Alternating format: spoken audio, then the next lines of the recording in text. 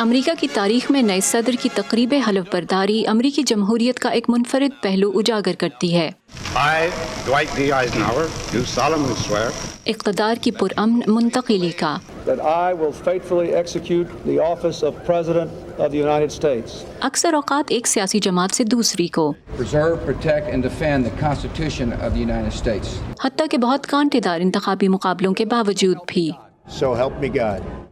20 جنوری کو Joe Biden امریکی کانگریس کی اس عمارت کی سیڑھیوں پر کھڑے ہو کر اپنے عہدے کا حلف اٹھائیں گے جسے 6 جنوری کو صدر ٹرمپ کے حامیوں نے حملے کا نشانہ بنایا تھا۔ Sir, are you at all afraid of taking your oath outside? میں باہر کھڑے ہو کر حلف لینے سے خوف زدہ نہیں۔ کورونا وبا کی وجہ سے پہلے سے ہی محدود کی جانے والی یہ تقریب اس حملے کے باعث مزید سکڑ گئی ہے۔ میرے خیال میں امریکیوں کے لیے حلف برداری کا جو تصور ہے وہ پورا ہوگا، اس کے تمام عناصر موجود ہوں گے۔ حلف برداری کی تقریب میں مہمانوں کی تعداد محدود ہوگی اور وہ ایک دوسرے سے فاصلے پر ہوں گے، جس کے بعد پرامن انتقال اقتدار پر زور دینے کے لیے جو بائیڈن ایک فوجی جلوس کا معائنہ کریں گے۔ اس کے علاوہ سابق صدور Barack Obama, George W Bush اور Bill Clinton Arlington National Cemetery کے tomb of the unknown soldier پر پھول چڑھائیں گے۔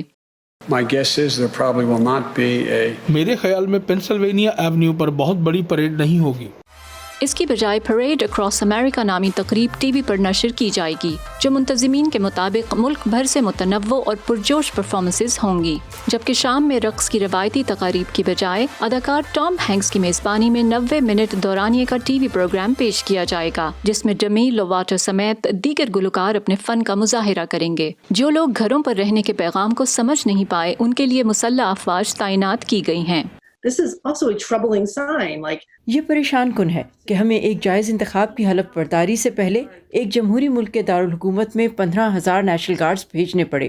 جارج واشنگٹن یونیورسٹی میں جغرافی ڈپارٹمنٹ کی چیئرپرسن لیسا بیرن نے امریکی دارالحکومت میں کئی یادگاروں اور یو ایس کیپٹل پر مشتمل نیشنل مال پر ایک کتاب لکھی ہے۔ حفاظتی جنگلوں میں گھرا یہ مال تقریب کے لیے بند کر دیا گیا ہے تاکہ کانگریس پر 6 جنوری جیسے کسی اور حملے کو روکا جا سکے۔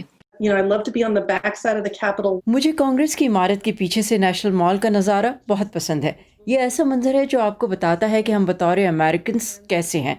لوگوں کی غیر موجودگی کی وجہ سے حلف برداری کی تقریب بدمزہ ہوگی۔ یہ بہت افسوس کی بات ہے۔